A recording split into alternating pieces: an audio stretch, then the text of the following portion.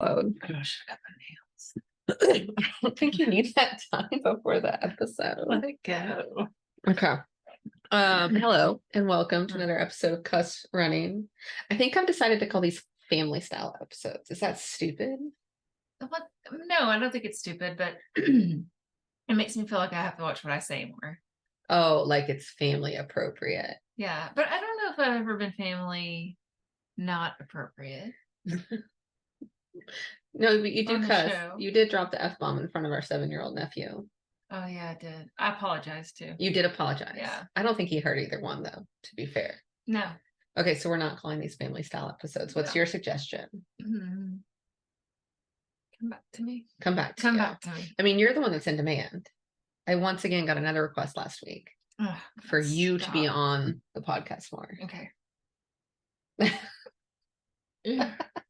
Elaine has so many adoring fans. Okay, so this week we're going to talk about UTMB, which was this past weekend, and I made my family watch. I just had it on.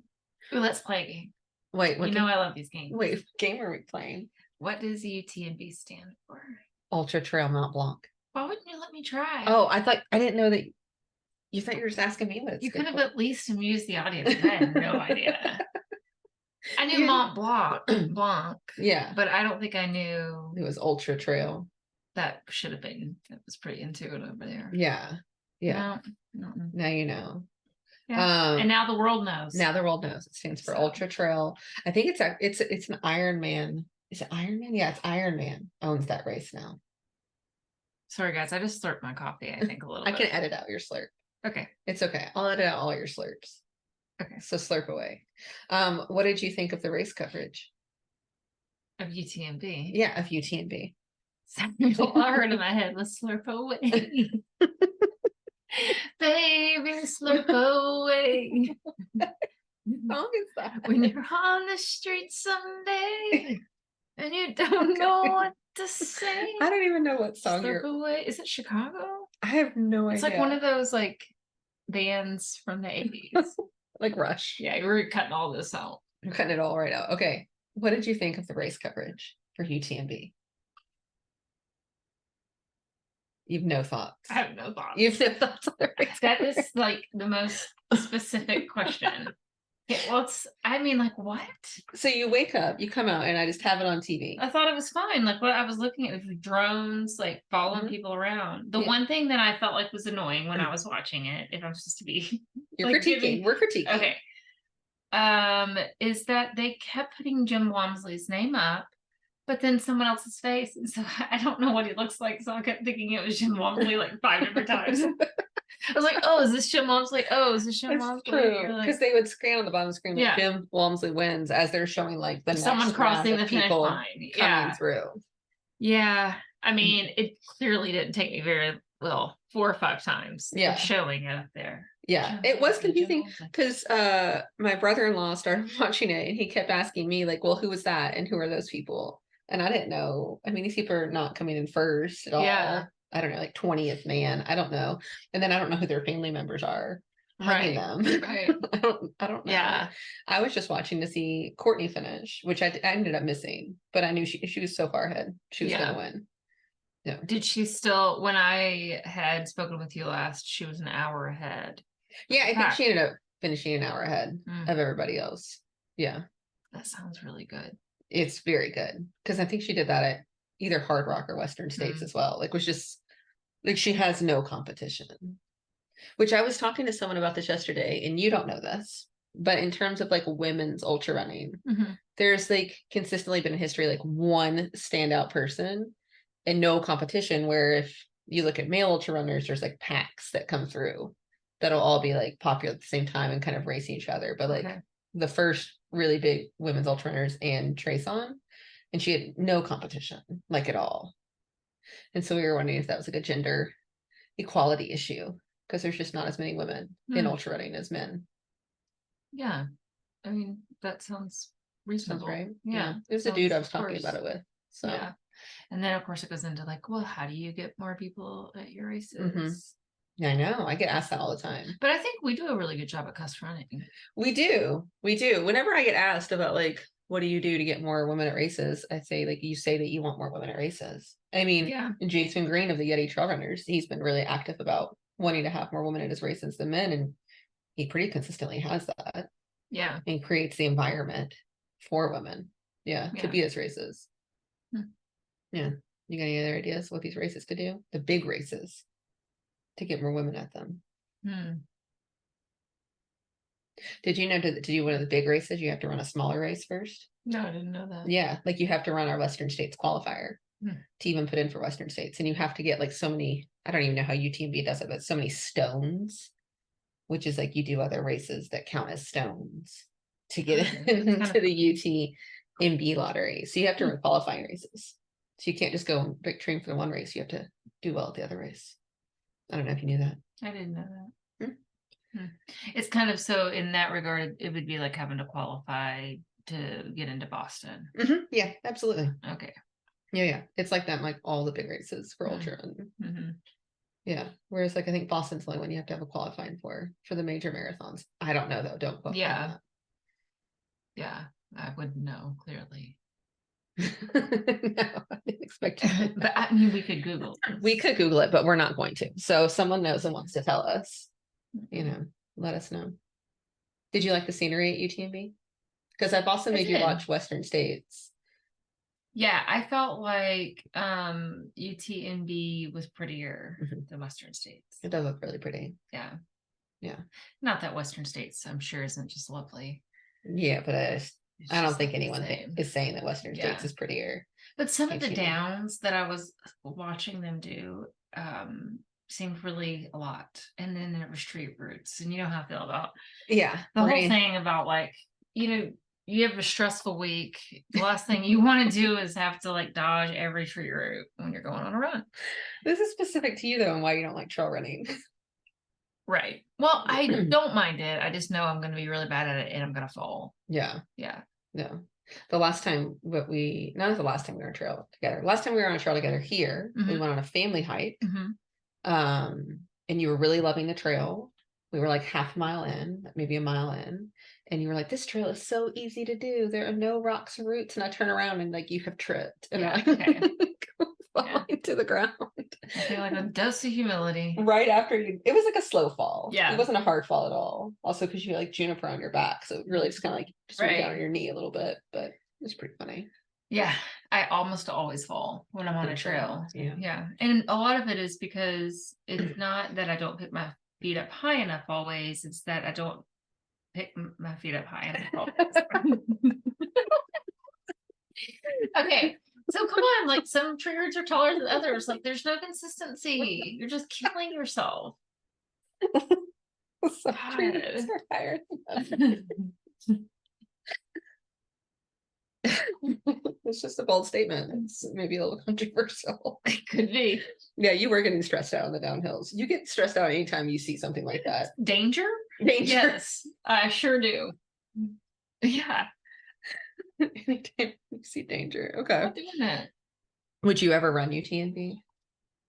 Absolutely not. Absolutely not. I wouldn't. Would you crew me to run UTMB? Yes. No, you would. I feel like I'm supposed to You say yes. You would support me. You would go to the finish line, but you would not crew me. Here's how I feel about it. Okay. If you're reliant on me trying to orient myself to anywhere that's in a mountainous setting, I will die. It'll be close to where I was supposed to be the whole time, but I can't do that. No. I don't know. When Allie ran, when you ran the Yeti 100, it was a nightmare to get to you. There was no self-service. That's what's called the damn Yeti. I was cursing that race. That's called the damn Yeti. That's the one he does in June. The Yeti 100 is just Yeti 100. Called the Yeti 100. Yeah. All his races. Soon to be damn Yeti, Jason. Well, he has one called Damn Yeti. No, I know he does. Yeah. Let's cut all that. Let's call it. Yeah, let's not hype him at all. He doesn't need it. He doesn't need it. He doesn't need it. Poor boy from Appalachia. Just a poor boy from Appalachia. He doesn't need that. He doesn't need the hyping. Okay. I wanted to talk about your worst race experience. We can each talk about it, but I want to hear you say, like, of all the races you've done, trail races, road races, what was your worst race experience?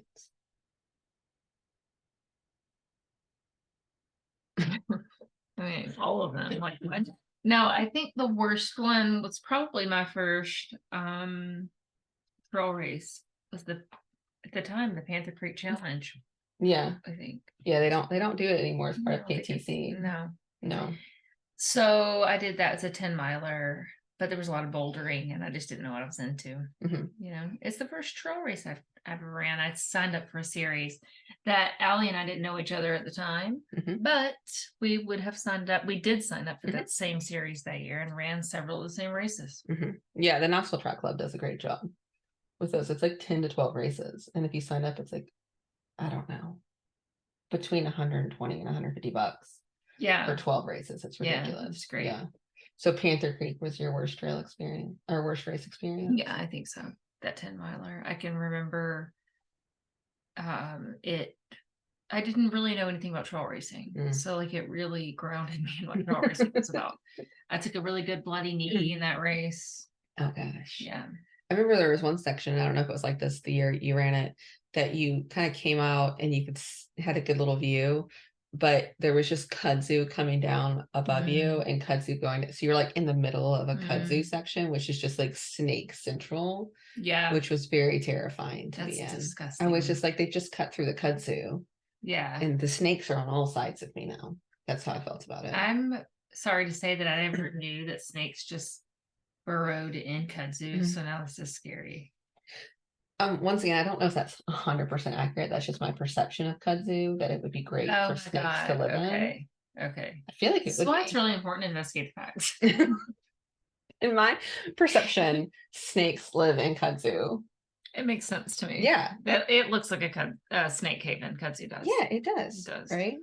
Rats too, I think. In the city of Chicago, rats. There's in the country. There's not kudzu in the city of Chicago. Okay, what is that stuff, Allie? Ivy? It grows. Kudzu. It's almost more of a southern stuff thing. in the city that grows all over people's yards and like it's not kudzu. Yeah. I see the rats in it. Yeah, what is that grows in people's yards?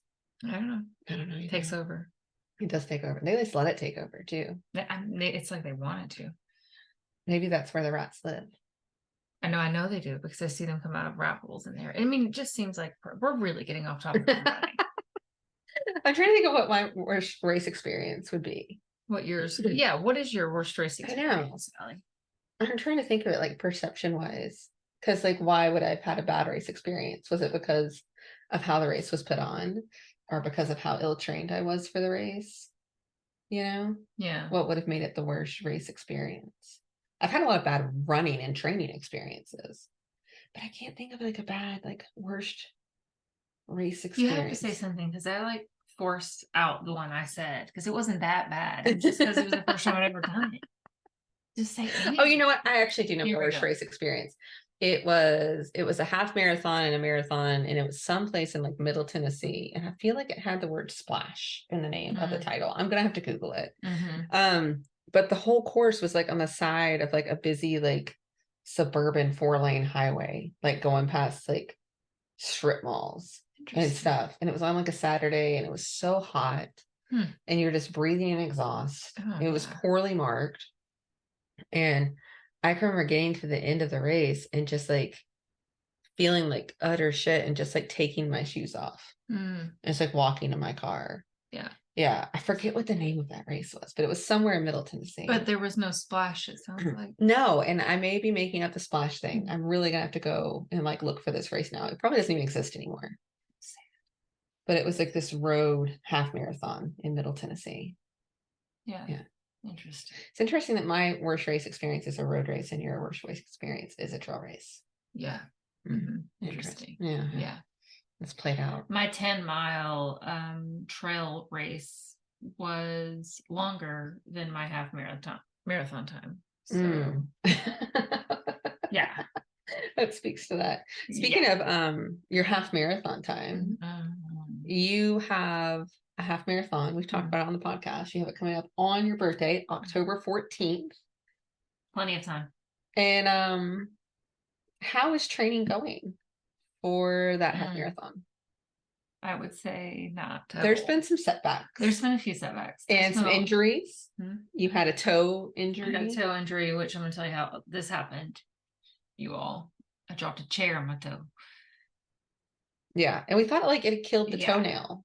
We thought that's what happened. Like, oh, you deadened the toenail, but No. it turns out you just like split your toe open. Oh, let's cut all that. But that's what I happened. don't think people want to hear about my split toe. They do want to hear. Really? They want to hear about your split toe. So that's impeded your running.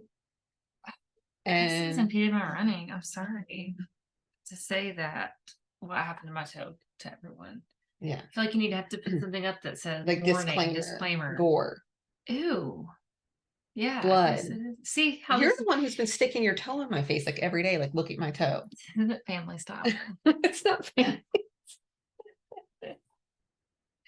It's not family style. This is far. So, what do you want your training to look like over the next, let's see, 5 weeks, 4.5 weeks? Yeah. I think Before you do your half marathon. it will be gradual and I'm not worried about it. Like, Yeah. I feel comfortable running a half marathon. Yeah. You know, will it be my best? No. Will I be miserable? Probably. Last year at this time, I did the marathon and I called my mom. Mm-hmm. And then this your half. year, Mhm. my mom has unfortunately passed away. Yeah. So I'll be thinking about that Yeah. on my birthday during the race. Yeah. Yeah. So it'll be a sad half marathon. I don't know. I'm gonna try to make it be something. Make it a else. good day. Yeah. I think people are gonna be there and also be running the half marathon like with you. Yeah. So that'll be so nice. I'll be like super pregnant at that point. So I'll be there to support you. Yeah. But you don't have to give me any condolences. No one give Elaine any condolences. Oh, please just don't. I don't know what stage of grief I'm in, but just we don't know, but we're not in the condolences stage. Yeah, we're past that.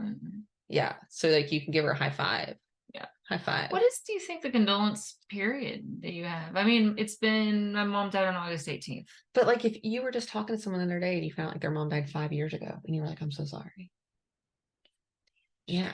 So I think like if it gets brought up in conversation, people are like, oh, I'm so sorry. Well, that's true. Then it's gonna happen. Yeah, I don't think it's brought up in conversation. Yeah. But like in terms of like people know us, they're gonna listen to this podcast. Mm-hmm. They're gonna want to offer condolences. Yeah, they're gonna want to offer condolences. But we just said don't. Or send your condolences to the form of $1. Send Elaine $1 as a condolence. No, don't send me $1. Don't give me anything. It's fine. It's fine. Yeah. Mm-hmm. Yeah. Okay. Yeah. I had to figure out what my next topic was. Oh. So you and I do this thing and I wanted to let the world know. Mm-hmm. And if you're out on a run in the city, especially where people are going to see you, you're in your own zone and you think no one's paying attention to you.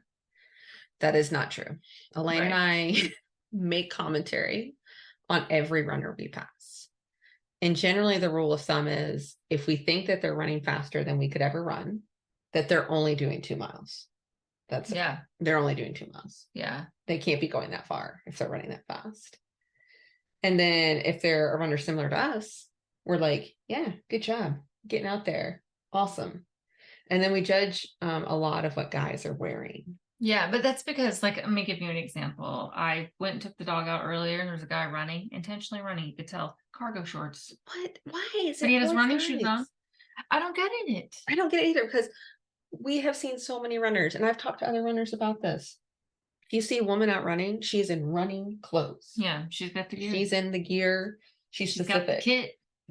If you see guys out running, a solid 25 to 50% of guys are running in just whatever. I know. Jeans. I know. Cargo shorts. It's like a lot of gym shorts. Yeah. Weird layers, like tight capris with gym shorts over them and a button up, and it's not intentional. It's not stylish in any way.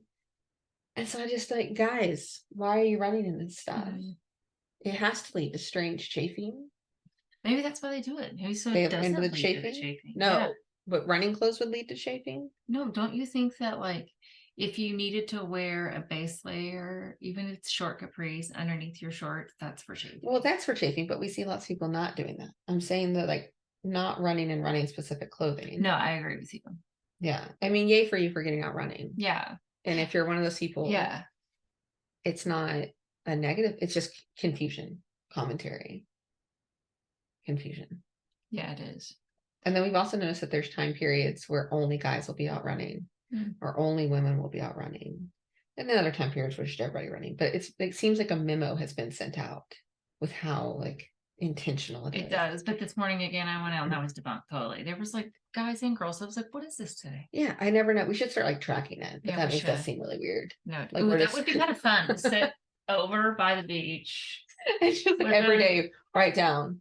This was the woman's running hour. Yeah. Yeah. This is the It does everyone feel running very much so heavy on certain days.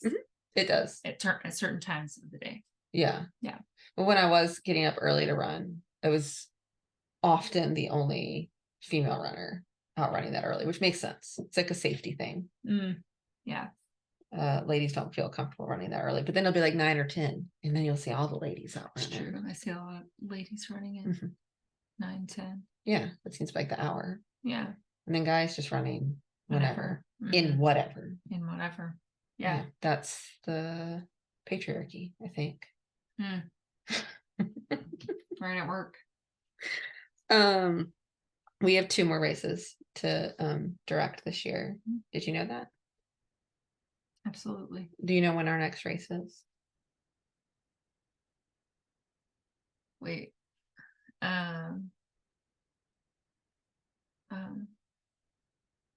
It's not this weekend, but it's next weekend. Okay. Yeah, it's very soon. What's the date? It's September 17th. Yeah. Yeah, it's very soon, but it's our easiest race to put on. Timely Nonsense is our easiest. Coming up really soon. I had no idea. Sometimes I think she just keeps them secret. Or I could tell you and you would still forget. Rude. Everyone's listening. But okay, so Timely Nonsense is next. And Timely Nonsense, I mean, I love them all. Yeah. But Timely Nonsense is in so many ways my favorite. Why? One, because it is the easiest one to put on. I mean, it's a 1 mile paved loop course in a park in the middle of the city. So easy to mark. I generally do the marking the same day, just right before the race starts. I mark it. Easy to get supplies to. You know, there's a 7-Eleven across the street if you run out of stuff. And you can get the 7-Eleven app. You can get the 7-Eleven app, which if you don't have the 7-Eleven app, you should get. Honestly, they're not even paying us to say this. They're not sponsoring us at all, but the 7-Eleven app we use on the regular. So there's a 7-Eleven across the street. And then it's just, you know, being able to see the runners all day in that way. Like you get to know every runner on course and know their different vibes. My favorite is on this race where there's a 12-hour option and there's like a certain hour that like everybody gets grumpy. Right. Which is my favorite hour. Is that blood sugar dropping or what is this happening in people? It's like hour like 10. They'd be like 9 to 10 when they've already gone so far and they've been running so long, but they're still realizing that they still have hours to go. And they're all pleasant to the aid station and the, you know, us and everything. They're all pleasant, but you can just tell that their attitudes have soured. Yeah. And it's always funny to see an adult with a sour attitude. Yeah, it is. But you know, I feel like I always have a sour attitude when I'm running, and then people are like, no, you were nice. Oh, see, that's funny because I was talking to Oliver, who we love. Yeah. And I told him I could tell when his attitude got sour last year. He was like, no, you couldn't. And I was like, oh, no, I could. I could tell when your attitude got sour. He's a lovely man, and he was lovely and perfectly charming and respectful the whole time, but he definitely. That's just his blood sugar dropping. His blood sugar was dropping. So everyone's blood sugar drops at the same time. But so we've got Timely Nonsense next. Timely Nonsense is next. And this time Juniper will be active. Yes. So I'm wondering how many loops Juniper will run. Yes. And I run 10 times as many. Exponentially because somehow I have to chase them in circles to get to them. Yeah, no, I was thinking about like, you know how I put out the challenges for the runners to do, like us bringing the running stroller and be like, you have to push Juniper for a loop. You know, it's like one of the challenges, just keep popping Juniper out for run with it. We'll see. We would make a race right during its time we want to watch a movie at the theater. Okay. Leave Juniper with the people to push. That's part of the race. You have to be pushing part of the race. The stroller. It's kind of like a chariot situation. Maybe it's like like a relay race. I'm happy with that. Yeah, but like we just want to watch a movie. We just want to watch a movie. So maybe 2.5, 3 hours. That's it. We have to get to and from the movie theater. Well, it's a timed race. It's a timed race. For 3.5 hours. Yeah, stay tuned. Stay tuned. Well, we're gonna have the 2 soon. Oh yeah, we're having another one if you guys didn't know. Yeah, if you all, I think they'd know that. Sorry, I said guys. I was trying to stop this because I'm gendering all the time. You I mean, nothing all the about time. it. Nothing about Y'all. Just y'all. I need to say y'all for Mhm. everything. You're doing a pretty good job. You did a pretty good job. Or maybe I have an all male contingent or male identifying base. Maybe you do. That's not true. I don't think so. It's not true. Mhm. Yeah. So y'all. Y'all Yeah, is good. I think y'all is good. So we've got timely. That's in a week and a half. Mm-hmm. And then we have fancy nonsense. Very Right. fancy. It's very fancy. Yeah. Which we're back at Redgate Woods. We're back at the OG location because the construction is done. But it's a new course this year. It's a 5.5 mile looped course, almost exclusively on single track. Oh, fun. And mostly on single track that the mountain bikers aren't on, from my Nice. experience. So that one will be October 28th, Okay. in which I will either be uber pregnant Mm-hmm. or will have just had a baby. Who knows? Yes, exactly. So that'll be a really interesting race. It will be. to Yes. direct. I'm sure we will be tired either way. If you want to volunteer to babysit our children and to tend to them during the race or to tend to us, Yeah. let us know. And the baby is scheduled to come to us On Halloween. Yeah. So technically should arrive 3 days after Fancy Nonsense. Yeah. Yeah. That's the goal here. And then we would have like a 6-month break between races. Mm-hmm. Yeah. Okay. I know I have a 2024 race goal for my postpartum not being a baby maker life. Yeah. Do you have a 2024 race goal? I can't say I necessarily have a race goal, but I would like to run Chicago with you. We've talked about this. We have talked about this. Yeah. So I think that, getting a whole year around of just getting our lives back in order after having a baby would be a great goal. Yeah. Getting back in a good running routine. And what has been just a really crazy year for us. Yeah. Personally. Yeah. Yeah. Elaine got bit by a dog. That was crazy. Yeah. Yeah. Mother's Day, getting stitches on my rear end. 1 stitch. 2 stitches. 1 stitch. 2 stitches, Ellie. Okay. 2 stitches. It's your body. Oh my God. It's your body. But No, do not take my stitches away from me. Don't deny me of my truth. I'd never had stitches before. It's very intense. And you have had a stitch. But as it turns out, they don't like to stitch. I feel like we've talked about this on the podcast already. I don't know if we did. I don't know if we did. But they don't like to stitch up dog bites. Dog bites, yeah. Because dogs' mouths are gross. They're nasty. They're so gross. Yeah, getting back into a good running routine. Well, my goal is I want to do the Nora Stamhard trail race, which is in Knoxville, which is the first ultra race I ever volunteered at. And I've never run it, but I volunteered at it several years. Yeah. Does that include the hill that you made me climb? Yeah. Okay. It includes that hill that I made you climb. But you don't have to do the race with me. I mean, you'll be tending to our flock of children at that point. Let me just tell the story really fast. Okay. Go ahead. This was a long time ago. I'm 6, 7. No, it has to have been 7+ years ago at this point. We are backcountry backpacking. Is this not the time? That's not the time. No. This is when I snuck you into the back of the park because there was some festival happening out front that your sister was at. And I was like, no, I know a back way into the park. And we went the back way into the park. Yeah, that's not the big hill I made you go. Are you talking about when we went with radar? Yeah. And I didn't want to camp near the weirdos. So I was like, we have to go a little further, and we camped at Chimney Top. Okay. I don't know. That's the hill. But it was like a hill at the end. It was huge hill. And you had to carry radar. And what else did I have, Ellie? You had the whole hiking pack. It was fine. But why did you have to carry radar? No. You're not trying to me on this. Why did you have to carry radar? I had to carry radar because she hurt her little baby paw. Mm-hmm. Because I was crossing the road with her and she was so tiny, she's so cute. And I didn't notice that her paw had gotten in the grate. Mm-hmm. And I was walking still and she got her paw was in it and I pulled Mm-hmm. thinking that she was coming with me. And it yanked her paw. And it yanked her paw and it hurt and it her hurt paw. her paw. Mm-hmm. And was there drinking involved? Why do you you're cutting that out? Cutting Shaming. Shaming. I'm just cutting that all out. Yeah, you're cutting all that out. But There's a lot of editing. There's a lot of editing in this episode. Yeah, this video is not going on anything. This is yeah, I'm gonna ignore Stam Hard, which is not the hard hill, but it is hard. Well, let's say that again without bringing up the hard hill, because now you don't even need to exit from even when I start bringing up the hard hill. My 2024 race goal is a 50K. That is it. If we get into Chicago, I will run Chicago. That I get like a 6-week break between races. Yeah. Yeah. If we run Chicago, do you have a neighborhood that you're going to look forward to running? I mean, we don't make it to our neighborhood, so that's kind of a bummer.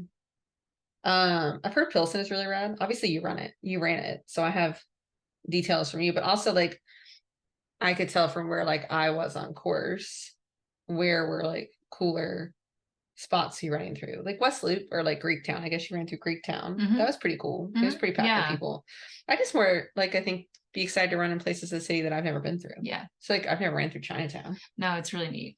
Yeah. That was Pilsen and Chinatown were favorites for sure. Yeah, like the north side, like I've run through the north side like a million times. Sorry, north side. The section of Lincoln Park, by the time I got there, no one's there. It's hard to get to. Yeah, it's hard to get to there. That section. It's like we ran there all the time when we lived closer. So I would like be looking for like the end of the course, I guess. That would be cool. Right.